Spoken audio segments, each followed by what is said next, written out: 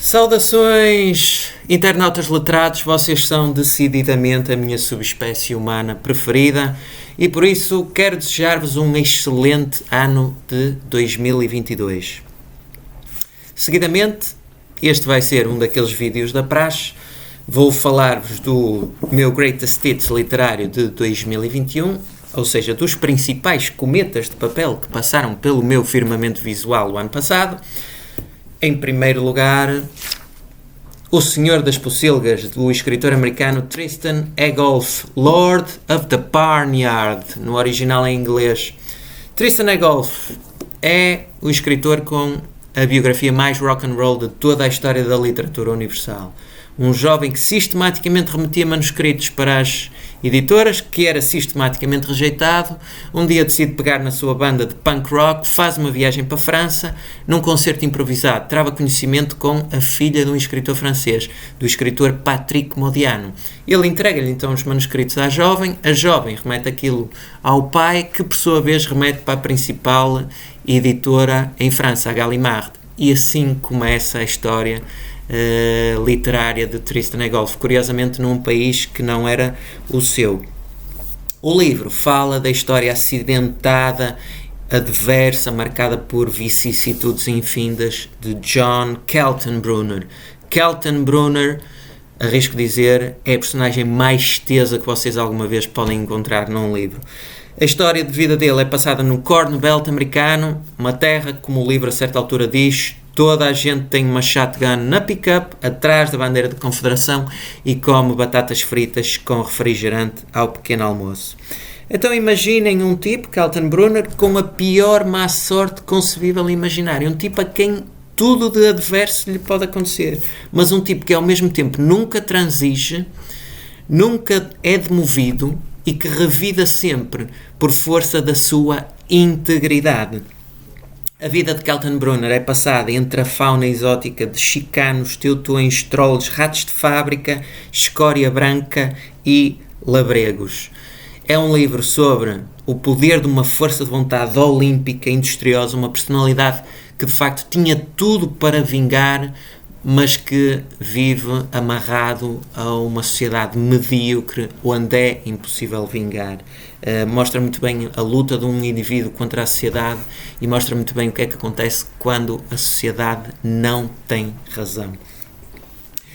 Há um estratagema criativo usado por Egolf no livro que eu achei muito inteligente, que é o facto de não ter uma única linha de diálogo. Todo o livro não tem uma única linha de diálogo.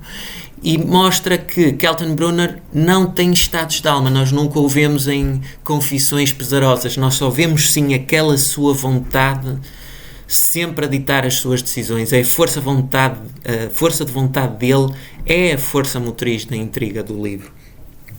E vocês perguntam, com tantos predicados, então porque é que Kaltenbrunner não parte daquela terriola? Bem, por um sentimento que é muito bem descrito no livro, aquele belíssimo sentimento que é conhecido por nos aquecer o forninho interior como mais nenhum outro, a vingança. Kaltenbrunner quer igualar o marcador com a terriola e a forma como ele vai igualar o marcador, vocês têm que ler. Nos Antípodas, nós temos um livro elegantérrimo, aliás, o próprio título a isso remete. L'élégance du hérisson, a elegância do ouriço, da escritora francesa Muriel Barbery. Sobre o que é o livro? O livro conta a história de uma concierge. A concierge chama-se René, tem 54 anos e, de acordo com a sua autodescrição, tem cebolas nos pés e ocasionalmente um hálito de mamute. René trabalha num prédio que é habitado pela alta burguesia francesa, pela alta finança, pelos altos quadros franceses, pelos privilegiados da sociedade francesa. E nós vamos percebendo nas suas interações por René que eles até podem ser privilegiados, mas são simultaneamente incultos, impolidos e notoriamente incapazes de empatia. Por sua vez, René tem um segredo, ela é extremamente bem lida, é extremamente culta, é extremamente inteligente e o livro joga muito bem com estes contrastes entre a realidade e a aparência. Há uma outra personagem curiosa que é Paloma. Paloma é filha de um destes privilegiados que habita o prédio onde a René trabalha. Paloma tem 12 anos, é igualmente muito inteligente, só que tem um desejo suicida. René e Paloma vão percebendo, vão pressentindo a profundidade que ambas partilham e vão-se aproximando progressivamente. Elas vão-se demarcando progressivamente do vazio e do pretenciosismo circundantes. Isto levou-me a refletir como este sentimento de fraternidade que se gera entre pessoas que partilham gostos semelhantes é uma coisa muito forte, é ditada pelo espírito. Todos aqueles outros sentimentos fortes que nós sentimos ao longo das nossas vidas, o amor de pai, o amor de mãe, o amor filial, o amor carnal, são sentimentos fortes, mas são ditados pela biologia. E este sentimento de fraternidade entre pessoas que partilham interesses comuns é uma coisa que é ditada mesmo pela força do espírito, e é de uma certa forma também dos motivos pelos quais eu criei o canal, porque também o criei na esperança então de vos poder encontrar. O livro funciona como uma homenagem belíssima à arte, à beleza, à cultura, à literatura, a tudo aquilo que, como diz René ao longo do livro, permitiu justificar a sua existência e permitiu salvá-la da miséria. Há momentos deliciosos no livro, há muitas tiradas filosóficas interessantes sobre riqueza, pobreza, privilégio.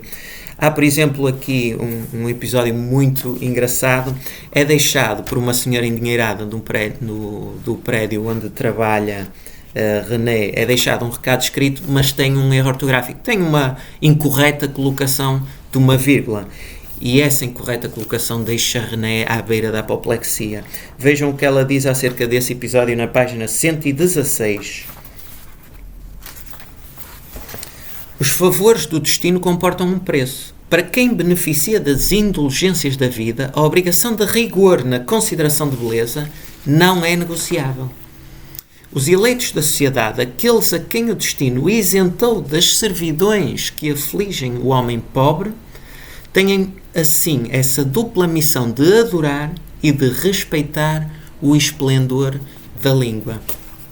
O livro fez-me muito pensar sobre as elites que nós temos e como, no meu entender, grande parte das elites não o merece ser. Quando eu era teenager inconsciente, eu via muitas vezes o MTV Cribs.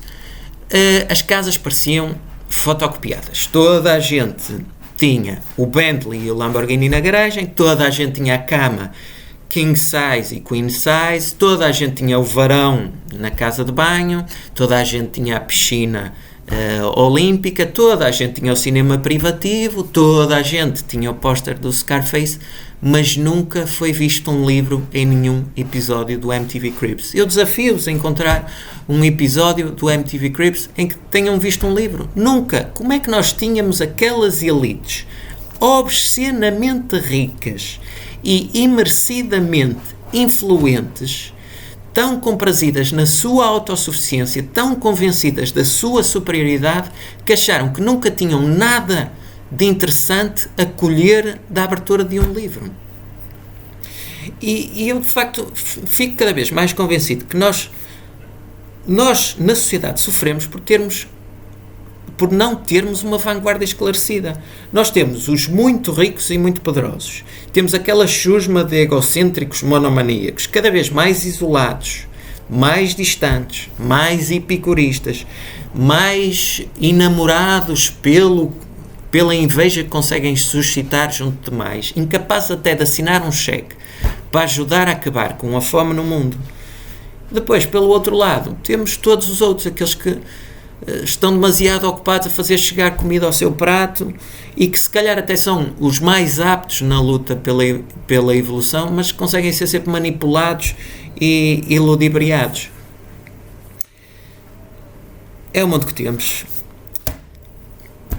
Em último, gostaria de falar-vos de um best-seller que, a meu ver, é o Com Toda a Justiça e Com Toda a Razão. Quando Nietzsche Chorou, da autoria do escritor Irvin Yalom. A forma como este livro consegue casar a biografia, a história, a psicanálise com a filosofia é inigualável, é uma coisa equivalente à pedra filosofal. Eu acho mesmo que com este livro Irvin Yalom conseguiu descobrir o equivalente literário à pedra filosofal. Nós temos, inicialmente, a personagem histórica de Lou Salomé. Lou Salomé, segundo parece, foi um interesse amoroso de Nietzsche, do quase celibatário Nietzsche. Lou Salomé era uma mulher muito bonita, com uma personalidade forte, uma intelectual, e ela consegue no livro recrutar a ajuda de um médico judeu vienense chamado Joseph Breuer. Breuer é tido como, em conjunto com Freud, um dos pais da psicanálise. Então imaginem o que é que seria um dos maiores filósofos da humanidade, um dos homens mais inteligentes de toda a história da humanidade, a ser objeto de terapia psicanalítica. Vocês conseguem imaginar a interação deste tipo de intelectos? Vocês conseguem imaginar o que é que seria de facto se Nietzsche alguma vez estivesse deitado num divã de psicanalista? Há trocas soberbas entre os protagonistas, entre Breuer e Nietzsche, aqueles conceitos emblemáticos da filosofia de Nietzsche, os pormenores da sua biografia, são vistos então à luz do primado terapêutico do pai da psicanálise. Conceitos como o poder da vontade, a crítica à religião, a relação com as mulheres e com o desejo, que, como no caso de Nietzsche já sabemos, foram problemáticas, a questão da morte de Deus, o eterno retorno, o nihilismo, tudo aquilo é filtrado através do intelecto de Breuer. Claro que depois Nietzsche também tem uma igual influência na vida de Breuer, por força da capacidade argumentativa de Nietzsche. Breuer começa a reanalisar a sua vida, as suas obsessões sexuais, as suas escolhas, o seu casamento, e tendo em conta a forma como o pensamento de Nietzsche impactou de uma certa forma o nosso pensamento contemporâneo, era como se no livro também estivesse no divã, junto com Nietzsche, quase toda uma civilização. Este livro é ótimo para quem, como eu, está a passar por uma crise de meia-idade, e sobretudo fez-me refletir como nós parece que temos uma capacidade olímpica para aguentar o sofrimento, para justificar o sofrimento nas nossas vidas, que infelizmente não é acompanhado pela nossa capacidade de luta para efetivamente melhorar o nosso cotidiano. E pronto, estas foram as principais escolhas literárias do ano 2021. Espero que tenham gostado. Espero ver-vos num próximo vídeo e até lá, por favor, leiam. Ler, eu arrisco dizer, é o interesse mais duradouro que vocês alguma vez terão. É uma fase que nunca vos passará. Tudo bom!